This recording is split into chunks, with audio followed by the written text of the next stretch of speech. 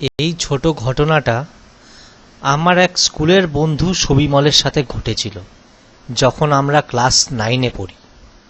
সুবিমল থাকতো বর্ধমানে আর তার মামার বাড়ি ছিল কাটোয়ায়।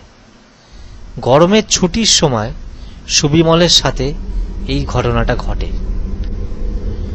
গ্রামের ধারের এই পুকুরটায় সচরাচর কেউ যায় না। সুবিমল এই 3 দিন হলো এসছে। সে এই গ্রামে এসে এক আশ্চর্য গল্প শুনল।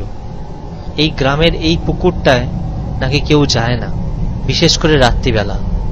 এখানে নাকি অনেক আশ্চর্য জিনিস দেখা যায়।